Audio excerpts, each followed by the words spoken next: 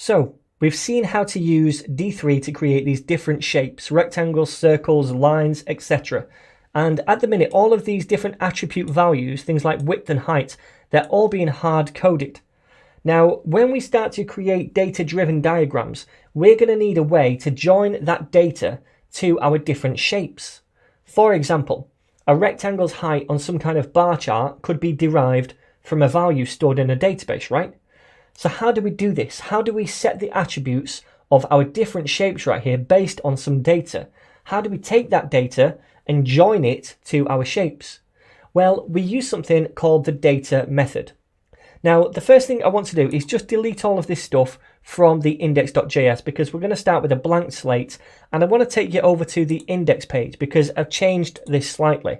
What I've done is still got this div with a class of canvas, but inside I've hard coded now an SVG with a width and a height of 600, and I've also placed a rect inside there with no attributes yet.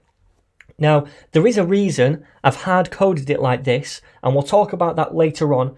But for now, just know we have a rectangle, an empty rectangle inside an SVG. So the first thing I want to do is go in and grab a reference to the SVG. It's always a good idea when you first start to go and get a reference to the SVG because ultimately that's where we're going to be appending new elements, whether that's groups or shapes, etc. So let's store this in a const called SVG and set it equal to D3, and then it's dot select, and then inside we want the SVG element. Okay, so we have a reference to that. Now we want to select the rectangle inside the SVG. So what we can do is say svg.select, and we can do this, and this is saying select something within the scope of the SVG. So anything inside here, we're scoping this select now.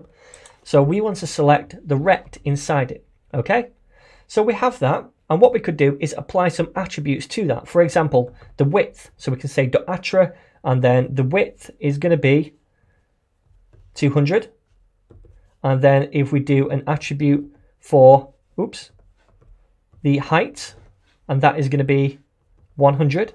And then finally, let's give this a fill color. So attra, and then fill, and then we'll fill this pink for now. Okay, so we have this, and if we preview this in a browser now, then we're going to see this rectangle on the page. So that's working. But like I said, what if we want these things here to be dynamic and derived from some kind of data? We need to then join that data to this rectangle. So eventually what we'll be doing is using a database called Firestore from Firebase to get our data from. But before we delve into that, let's just create some data locally here inside this JavaScript file. Now, when we work with data in D3, D3 expects to get that data in array format. So what we'll do is create a new array and store that in a constant. And I'm just going to call this data, but we can call it whatever we want. And I'm going to set that equal to an array. And inside this array, we might have several different elements, each element representing a piece of data.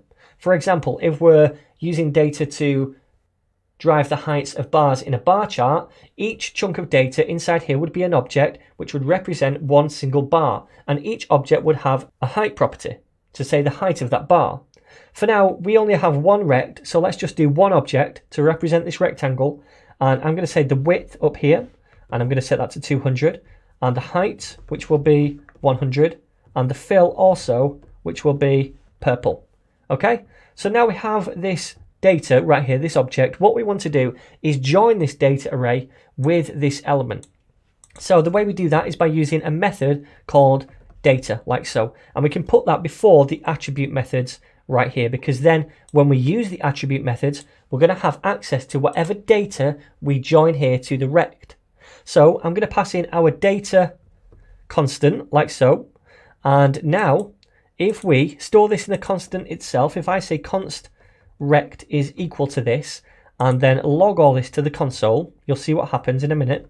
Console.log rect. I'm going to save that and view this in a browser. We still get the same attributes because we're not changing those yet. All we're doing is joining the data.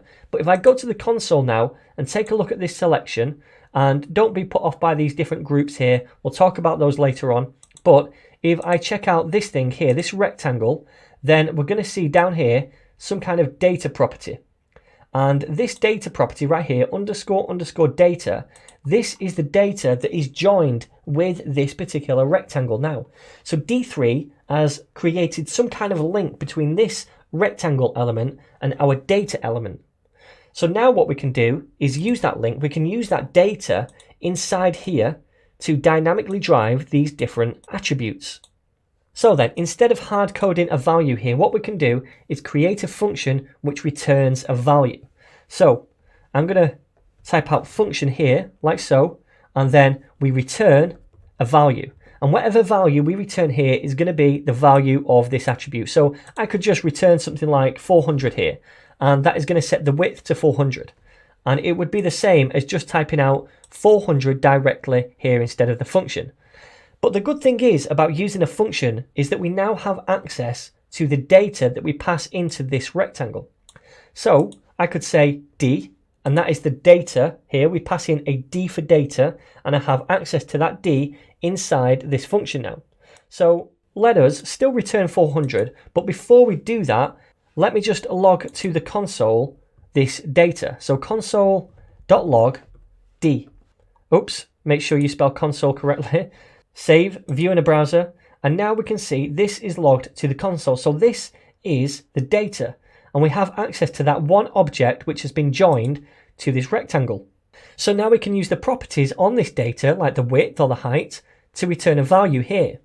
So let's just go back a few steps, and instead of returning 400, I could return d.width, because that's a property on this data object right here. So if I save this now, the width should be 200, and we can see that width. If I inspect the element, then we're going to see this rectangle has a width of 200. So we can do the same thing down here for the height as well. We'll say function, and we'll take in the data, D, and we'll return a value, which is going to be d.height. And we're going to do exactly the same for the fill color. So function, take in the data, D, and then return d.fill. Okay, so if we save this now, we should see the full rectangle over here. We don't. Instead, we get an error. That's probably because we're just missing something. Yep, right here.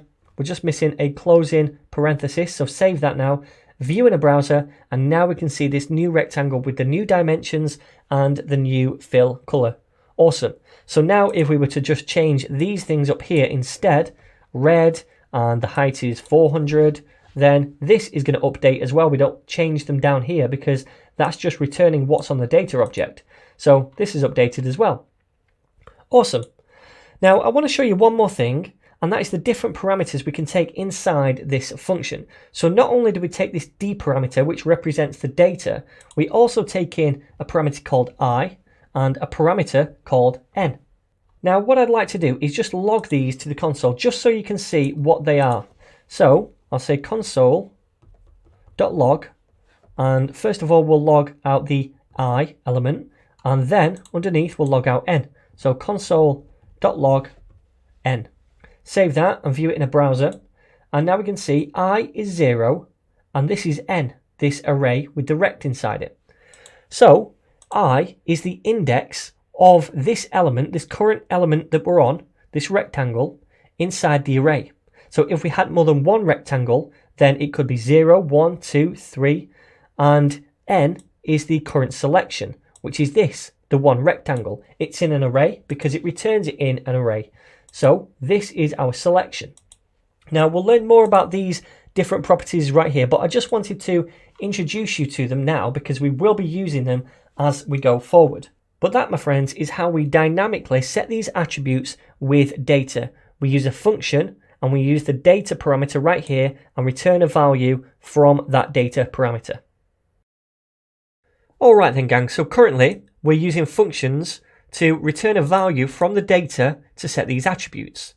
Now at the minute we're using the function keyword to create these functions, which is fine, but with the advent of the ES6 specification came along arrow functions, and what I'd like to do is convert these into arrow functions because I think they're more elegant, there's less characters, and it makes our code a little neater. So an arrow function looks something like this. We take away the function keyword, and then right here we do a little arrow symbol which looks like that. So that is an arrow function, and for the most part they behave the same. This is still going to work exactly the same way as it did before, and I can demo that. I've saved it and we can preview that in a browser. It still works the same. However, there is one difference. The value of the this keyword inside this function is now going to be different in each case. So in this case, where we use the function keyword, the value of this is going to reference the actual rectangle that we're trying to set data values on. And over here, the value of this does not equal that. And that is to do with the way that the this keyword is bound inside these two ways of creating functions. So let me just demo what the this keyword equals in both cases. So let's scoot these onto separate lines so we can read them better. And then we'll say console.log this, and that's for the arrow function. And then over here, console.log this, and that's for the regular function. So if we open up the console over here now, then we're going to see these two values. In the first case, it's the window for the arrow function, and in the second case, it's the element that we're applying data properties to. So why is this important? Well, it's important because sometimes in D3 you might want this keyword to apply some kind of configuration or do something with the current element. And if we're using an arrow function, then we don't have access to this keyword in the same way. So to combat this, we can actually use these two different parameters right here. Remember, these two reference the index of the element in the array, and this represents the array of elements. Now in this array of elements we only have one rectangle because we're only selecting one on the page, but if there were more then it would be the whole array of elements. So let me, instead of console.log this, say console.log and then n, which is the array of elements, and in square brackets the index, so we're grabbing the index of the current element from the array. And now these two are going to be pretty much the same. So if I save this now, view this in a browser, we can see both of these are the same now logged to the console. So that's a way around the this keyword if you're using arrow functions. Now, if you're looking at any kind of D3 examples on the web, a lot of the time you're going to see the function keyword because of this keyword and how it's bound. So I just wanted to make you aware that I'm going to be using these functions for the most part, right here, arrow functions, instead of these because I want to move along with the times and I think they're more elegant. Okay, I just wanted to make you aware of the subtle differences. So instead of referencing this over here, we reference n, then in square brackets I. If you're using a regular function, we reference the this keyword to grab the current element. So for now, let's just convert all of these into arrow functions.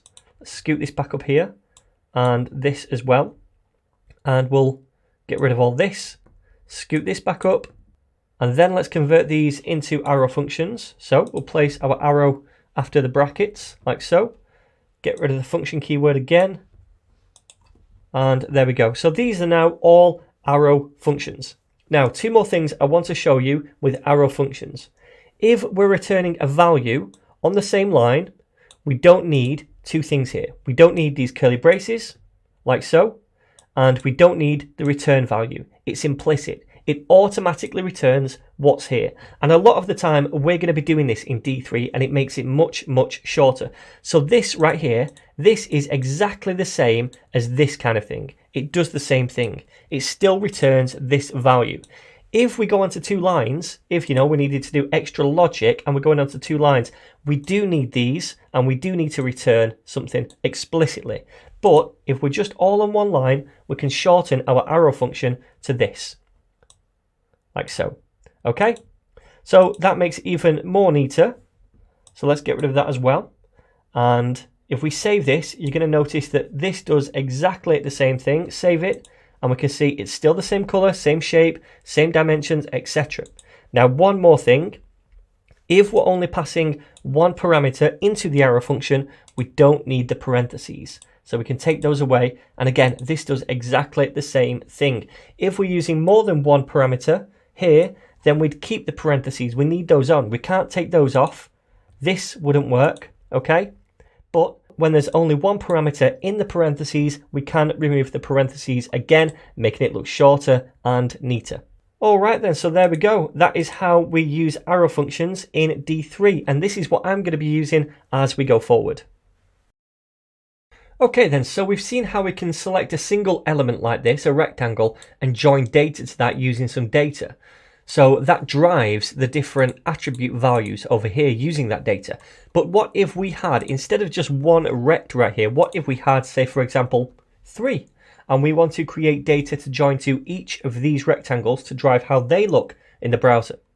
Well, first of all, we'd need more data, not just one single object. We need 3 objects, 1 object for each rectangle, right? So let us put a comma after that one and do another and another, and we'll just change up these values. So the second one over here will start with a width of 100 and a height of 60 pixels. The fill color can be pink, and then a width over here of around about 50, and then a height of 30. So a really small rectangle, and then this can be red for fill color.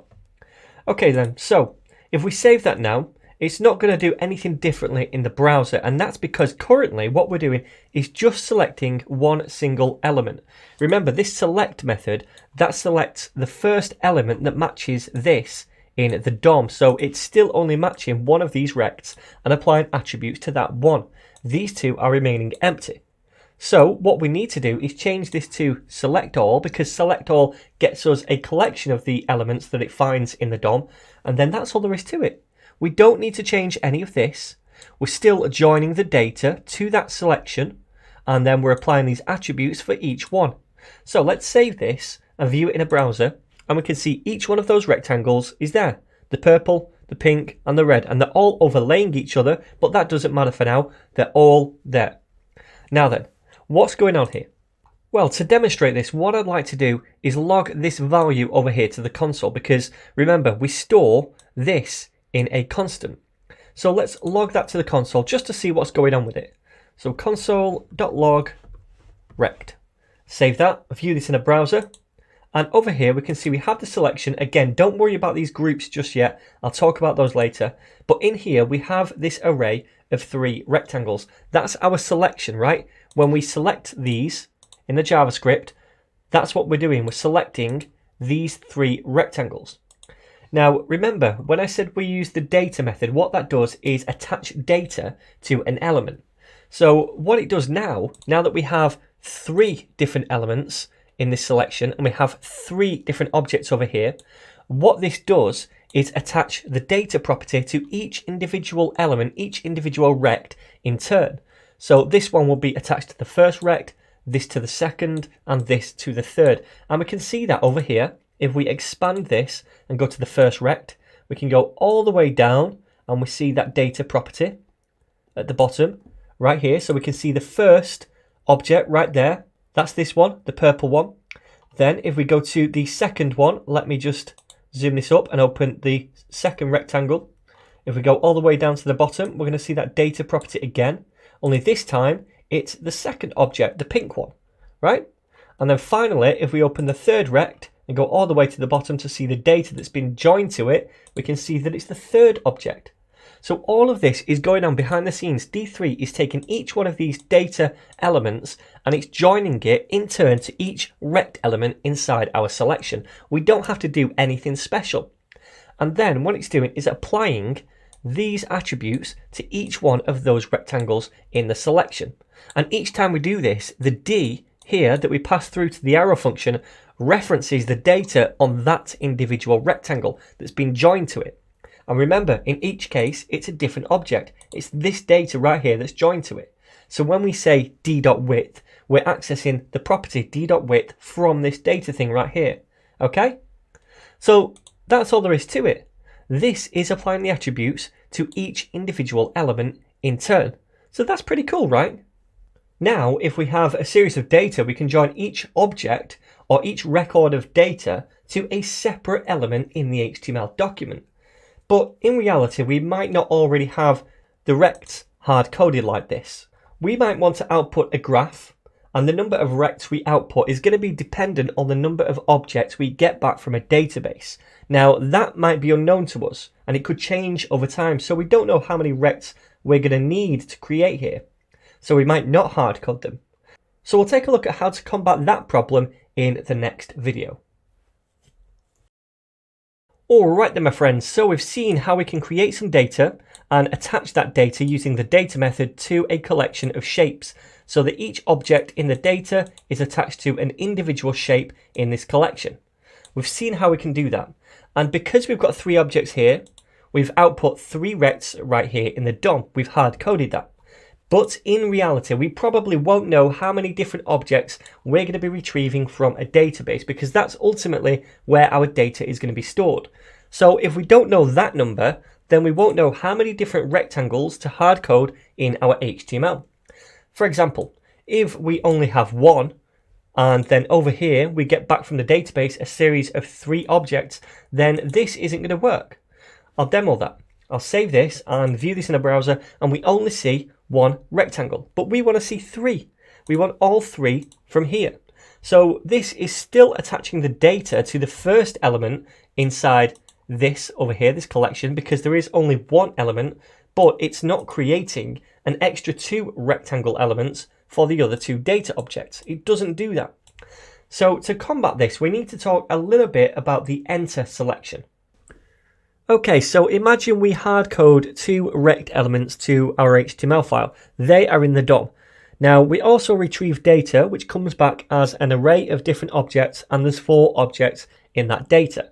Now when we join our data to our selection like this down here, then the first 2 objects over here, they are bound or joined to these 2 rect elements right here. But then D3 also wants to join these objects with shapes too. It knows we have more objects over here than shapes already in the DOM, and it makes the assumption that we want to create additional shapes for each extra object. So these next 2 objects right here, they are joined to virtual elements, and they are created by D3, and they still need to enter the DOM because they're not there yet. So these extra 2 virtual elements, which haven't fully been created yet, make up a sub-collection called the enter selection. So the enter selection is just a selection of virtual elements which need to enter the DOM. Now you can think of that enter selection as a container for these virtual elements, and we can access the enter selection by chaining on the enter method after the data has been joined down here. So it's going to look something like this.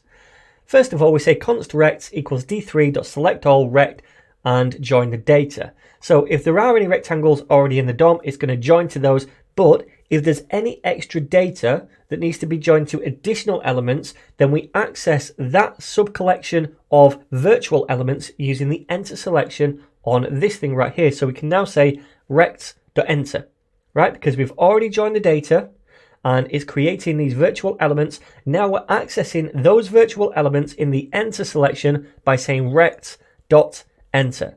And then we have access to those, right?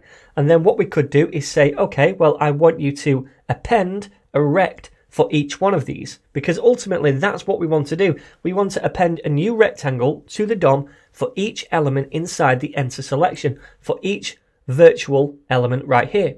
So that's what this does.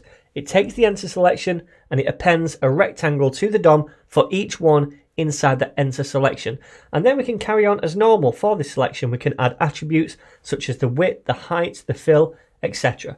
So let's have a look how we do all this inside the code. Alright then, so currently we just have 1 rect element inside the HTML in the DOM, but over here we have data with 3 objects inside it. Now obviously this wants to join to 3 different shapes, but there's only 1 in the DOM. Now first of all we're selecting the SVG, then we're selecting all the rects in that SVG, which remember is just 1, and we're joining the data to it. So this thing we're joining to the rects. Now remember, there's only 1 rect in the DOM, and this stuff here, this attribute stuff, is only going to work on the stuff that's only in the DOM. To add attributes to the enter selection, we need to first access that enter selection. But before we do that, what I'd like to do is log to the console this rect thing over here. So I'll say console.log rects. Then I'll save that, and let's preview this over here, and we can see this selection over here, and inside you can see now we have this enter right here. This is the enter selection, and we can see that the first one is empty in that array. That's because the first one already exists, the first rect in the DOM, but then we have these 2 virtual elements, these 2 enter nodes. So that's what we want to access, and then use those to append a rectangle for each one. So the way we do that is by saying rects dot enter selection. And now what we can do is say dot append a rect for each one of these. So if I save this now, then we're going to see 3 rectangles in the DOM. However, only one is still showing. But if we go to the DOM over here, we can now see these other 2 rectangles below the purple one. So now what it's done is access the enter selection. It's seen that we have these 2 virtual elements and it's appended a rectangle for each one of them. Now then, the reason they're not showing is because we've not set attributes for them. So what we could do is just copy this stuff over here and do exactly the same for the enter selection. So that when we're cycling through the enter selection, those 2 extra elements, what we're doing is applying a width, height and fill for each one. And again, we get the data for each one, much like we did over here for the elements currently in the DOM. Okay, so this is updating the elements already in the DOM, and this is updating the stuff which hasn't yet entered the DOM inside the enter selection. Okay, so let's save that and view this in a browser, and we can see now all of those right there. So this is working. Now then, sometimes you might see code like this, where we first of all just join the data and that's stored inside rects. And then what we do is say something like rects and then add on the rest like this. Okay, that's exactly the same. All we're doing here is joining the data. Then what we're doing is updating the shapes already in the DOM. Then down here, what we're doing is updating the enter selection shapes and appending those to the DOM. Okay, so this is exactly the same. All we've done is instead of chaining this stuff on here, we've chained it on down here. So let's just do some comments so we know what each bit is. So we'll say add ATTRs to rects already in the DOM. And then down here, another comment to say append the enter selection to DOM. Okay, so that's what these 2 things are doing. And this up here, this is joining the data. So join data to rects. Okay, so I hope this all makes sense now. We have the data, we join that to the rects. If there's any rectangles already in the DOM, we update those attributes like this. For the rest, we need the enter selection, we append a rect for each one, and then we update the attributes like this. Alright then, so now we've seen how we can take data and join it to our different shapes. We can get the enter selection to append shapes to the DOM for extra data. Now I'd like to introduce you to the idea of getting data from an external source, because so far we've been just storing it in a local variable. Now D3 can work with a variety of different data sources, CSVs, JSON files, external databases. Later in the course we're going to be using an external database called Firestore, but for now what I'd like to do is show you how to work with an external JSON file. So first of all, I've totally ripped out the JavaScript file, there's nothing in there, and inside the HTML file just an SVG with the width and height of 600. Okay, so first of all what I'd like to do is create a new file, and I'm going to call this planets.json. So this is where we're going to store our external data. Now I've already copied this from my GitHub repo where the course files are, so go ahead and copy that as well if you want to, and just paste it inside here. So this is just some very simple JSON, just an array of 4 different objects, and each object is meant to represent a planet. All right, but really they're just circles. But anyway, each one has a radius, a distance, I presume from the sun, and a fill color. Okay, so what we're going to do is grab this data, and then we're going to output a series of circles to the DOM using D3. So let's save that for now and head on over to index.js. Now the first thing to do is to select the SVG container. So I'll do a comment saying select SVG container first. Now we'll do const SVG is equal to d3.select, and we're going to select the SVG which is already in the index over here. So we'll select that now. Now what we can do is go out and grab the data that we want to base these circles on. Now the way we do that is by using a method called d3 and then it's .json, like so. Now we want to go out and we want to grab this file right here. So we just say planets.json, that's the relative URL. And then because this is an asynchronous task and it takes some time to do, it returns a promise. And that means we can tack on the .then method, which fires a callback function when this task is complete. Now, if you want to learn more about ES6 promises, I do have an extra chapter at the end where I go over a few different ES6 features. So if you want to learn about promises, check out the video in that chapter. But basically all it does is fire a function inside this then method when it has the data. And this function that it fires is going to take the data as a callback. And we're going to use an arrow function here. And inside this arrow function, this is when we want to take that data and join it to our circle elements. Now, obviously, we have no circle elements inside the SVG at the minute, so we're going to need to use the enter selection once we've done the join to append those. But for now, let's first of all say const circs and set that equal to svg.select all circle. Now, this might seem weird because there's absolutely no circles inside here, right? Now, if there was at least one, you'd think, okay, well, at least we're grabbing something. But in this case, we're not grabbing anything. But it doesn't matter because all we're doing here is joining some data. And if there's no circles already in the DOM, then we're just going to get an enter selection of however many elements we have in the array over here. So 4. So let us now say .data to join the data. And the data we're going to join is this stuff we get back, the actual JSON, right? So we've joined that now. The next thing we want to do is add the attributes to circles already in the DOM.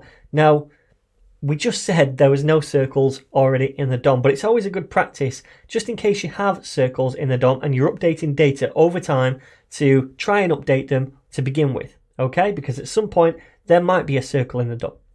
So let's say add ATTRs to circs already in DOM. So we'll say circs, which is this thing right here, we've joined data to, which is this thing right here, dot ATTR. And first of all, remember, we want the center Y and the center X. So the center Y is going to be 200 from the top. Remember, the Y direction is top to bottom. Okay, so we're hard coding 200 from the top. Now ATTR, then we want the CX position, and the X direction is going to cross from left to right. This time we're going to use a function. We take in the data that's joined, and then we're going to return d.distance. Remember, in the data we had this thing right here. So this distance is going to be the X position of the circle from the left. So in this case 110, then 260, then 400, then 530. So that's the CY and CX sorted. The next thing we need is a radius. So ATTR, then it's R for radius. And again, it's going to be a function, so we can retrieve d.radius, which is another property on these objects, the radius right here. Okay, finally, we need ATTR and then the fill color. And it's going to be inside a function again, so we can return d.fill, which is the other property on these data objects. Okay, so now we're using these different properties on our data to update the current elements inside the DOM. The circle's already there. Now, there's nothing already there, so this might seem pointless, but if you were to ever refresh your data, then you might already have circles in the DOM, so this updates them with the new data, okay? So the next thing we need to do is get the enter selection and append that to the DOM and update their attributes. So we'll say circs again, then get the enter selection like so. Then we're going to say dot append, and we're going to append a circle for each of these virtual elements in the enter selection. Now there's going to be 4 of those because we don't have any already in the DOM. And for each one, we want to do exactly the same thing as this. We want to apply these 3 different attributes. So let's do that like so. All right then, so now what we're doing is update the current ones. And then down here, let's do a little comment to say what we're doing. We're append the enter selection to the DOM. Okay, so we're appending a circle for each virtual element and applying these different properties to these attributes. So if we save this now, and in fact what I'm going to do is comment out this stuff first of all, right? Just to show you that this is doing nothing. Save it and then take a look, nothing there. However, if we were to have a circle in the DOM already, then it would update that single element. but in fact we get an error, and that is because we've misspelled planets. So let's just correct that. Now if we take a look, we can see this one circle right here. So it's updated the one single circle already in the DOM.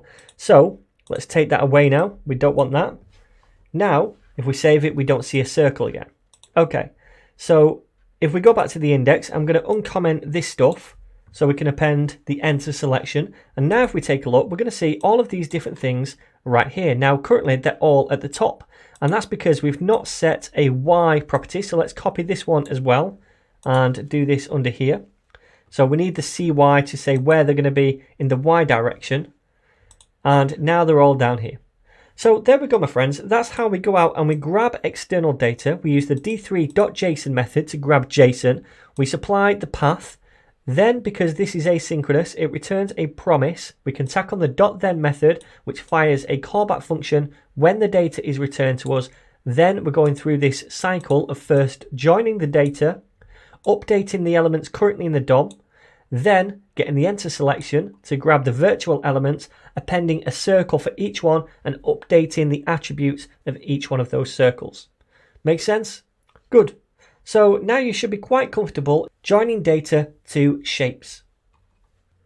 Alright then, my friends, so that concludes the preview of this D3 and Firebase course. I really hope you've learned something useful along the way about D3 and you enjoyed it.